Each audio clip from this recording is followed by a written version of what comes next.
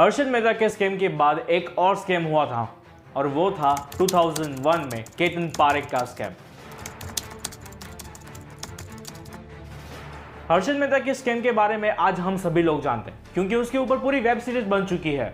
इस web series की वजह से हम सभी लोगों को शेयर मार्केट या तो फिर क्रिप्टो करेंसी इन सभी चीजों के बारे में काफी ज्यादा नॉलेज आ गई है। इवन हम ये भी कह सकते हैं कि इसी सीरीज की वजह से हम में से कई ज्यादा लोगों ने शेयर मार्केट में इन्वेस्ट करना शुरू कर दिया है। भले ही ये एक स्कैम की स्टोरी थी, लेकिन ये हम लोगों को शेयर मार्केट के बारे में काफी नॉलेज दे गया था। केतन पारेख का स्कैम भी कुछ ऐसा ही था। यहाँ तक कि केतन पारेख का जो स्कैम है वो हर्षद मेहता के स्कैम से भी काफी गुना ज्यादा बड़ा है। अकॉर्डिंग टू द SFIO यानी कि सीरियस फ्रॉड इन्वेस्टिगेशन ऑफिस, इसने भी ये कहा था कि ये जो स्कैम हो वो शायद से 40,000 करोड़ का हो सकता है। अब ये जो स्कैम है उसके बारे में बात करने से पहले हमें 2001 का ये जो बजट था उसके बारे में बात करनी पड़ेगी, क्योंकि 2001 में शेयर मार्केट जो था वो पहले से ही लड़खड़ा रहा था और उसी साल के बजट की वजह से ये जो शेयर मार्केट था वो पूरी तरीके से नीचे गिर गया था। लेकिन फिर तत्कालीन फाइनेंस मिनिस्टर यानी कि यशवंत सिन्हा ने 2001 का एक नया बजट बाहर निकाला था, लेकिन फिर भी शेयर मार्केट में 176 पॉइंट्स की गिरावट आई थी।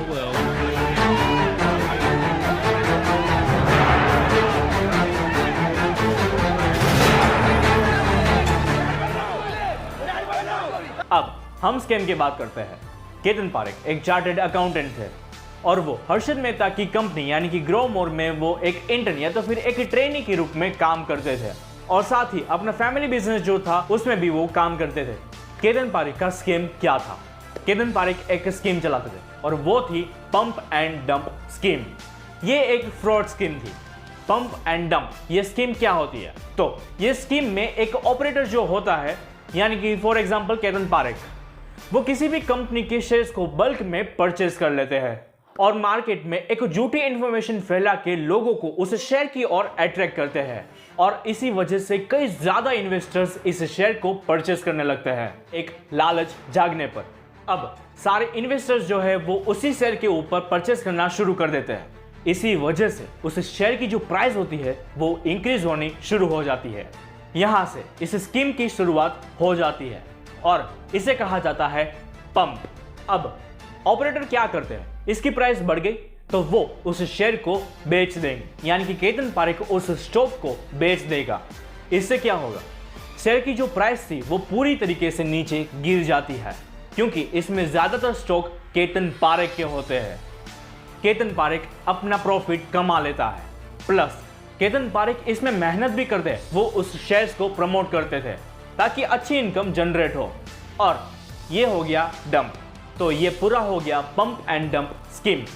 केतन पारेख ये एक इंस्टीट्यूशनल इन्वेस्टर्स के लिए ये सारी चीजें करते थे। ये इंस्टीट्यूशनल इन्वेस्टर्स क्या होते हैं?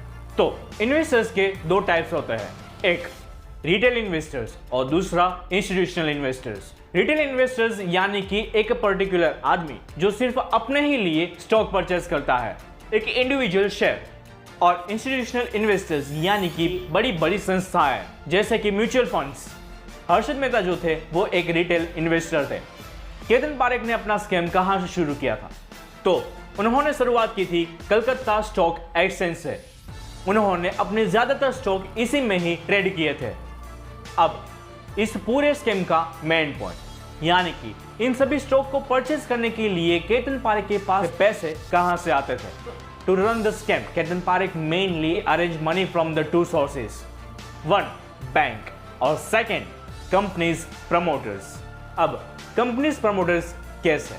तो कुछ promoters ऐसे होते हैं कि जो शेयर्स होते हैं उसकी प्राइस जैसे ही इंक्रीज हुई वैसे ही तुरंत ही वो अपने शेयर्स जो है वो बेच देंगे और उनका प्रॉफिट निकाल लेंगे। लेकिन कुछ कंपनीज के जो प्रमोटर्स होते हैं वो अपने शेयर को एज अ मोर्टगेज यानी कि गिरवी रखकर यूज करते हैं। अब इस शेयर के ऊपर वो प्रमोटर्स लोन लेते हैं। इन सभी चीजों का फायदा क्या? लोन क्यों ले? तो जैसे ही शेयर्स की प्राइस जो वो इंक्रीज होगी ना, वैसे ही उन लोगों को लोन ज्यादा मिलनी शुरू होगी, जिसकी वजह से वो लोग ज्यादा शेयर्स परचेज कर पाएंगे। अब ये प्रमोटर्स शेयर्स की प्राइस को इंक्रीज करने वो कैसे करेंगे? तो उसे मैनिपुलेट करते हैं और वो मैनिपुलेट किसके पास करवाते हैं?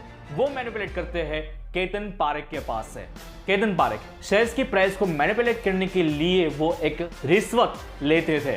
तो केतन पारेख का पहला सोर्स ये हो गया और दूसरा सोर्स है बैंक। केतन पारेख दो बैंक से ज्यादातर लोन लेते थे, पहली ग्लोबल ट्रस्ट बैंक और दूसरी माधवपुर मर्सेंटाइल कोऑपरेटिव बैंक यानी कि in short MMCB।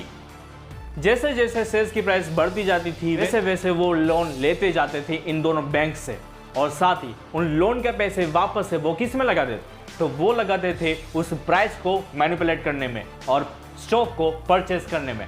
Global trust bank, इस बैंक से केतन पारेख ने सबसे ज्यादा स्टॉक को ट्रेड किए हैं।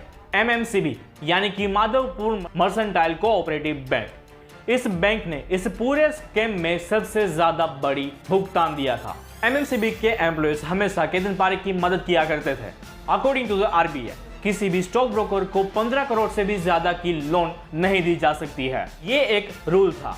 लेकिन MMCB ने ये रूल्स फॉलो नहीं किए और केतन पारेख को उन्होंने कुछ 800 करोड़ की लोन दी थी और GTB ने 100 करोड़। अब ये जो स्कैम है वो खुलना कहां से शुरू हुआ था, यानी कि स्कैम के बारे में सबको पता चलना कहां से शुरू हुआ था। तो साल 2001 में केतन पारेख की कंपनी को कुछ 137 करोड़ का पे ऑर्डर जारी किया गया था और ये पे ऑर्डर केतन पारेख को बैंक ऑफ इंडिया से लेना था, यानी कि क्लियर करवाना था। नॉर्मली ये जो पे ऑर्डर्स होते हैं वो 2 या 3 दिन के अंदर अंदर क्लियर हो जाते हैं, लेकिन इस बार ऐसा नहीं हुआ था।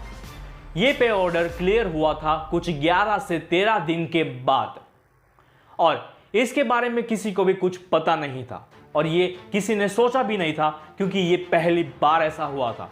बैंक ऑफ इंडिया ने RBI का पे ऑर्डर क्लियर होने की राह नहीं देखी और उन्होंने सिर्फ 1 या 2 दिन के अंदर ही केतन पारेख का जो पे ऑर्डर था वो क्लियर कर दिया। अब आप ये कहेंगे कि 11 या 12 दिन के बाद जो पे ऑर्डर क्लियर तो हुआ ही था ना, तो 11 या 12 दिन के बाद ये जो पे ऑर्डर क्लियर हुआ था वो एक्चुअली में बाउंस हो गया, जिसकी वजह से बैंक ऑफ इंडिया को सिर्फ और सिर्फ नुकसान हुआ था, क्योंकि उन्होंने तो पहले से ही 137 करोड़ तो चुका दिए थे। इस वजह से बैंक ऑफ इंडिया ने केतन पारेख के पास से पूरे पैसे यानी कि पूरे 137 करोड़ वापस मांगे। तो केतन पारेख ने ना भी नहीं कहा, उन्होंने कहा कि हाँ मैं लौटा दूंगा। कुछ 7 करोड़ जितने रिफंड कर दिए और बाकी के 130 करोड़ देने से मना कर दिया। तेरा तो गेम बजाना पड़ेगा। इस वजह से बैंक ऑफ इंडिया ने ये कंप्लेन कर दी है CBI को। FBI, open up!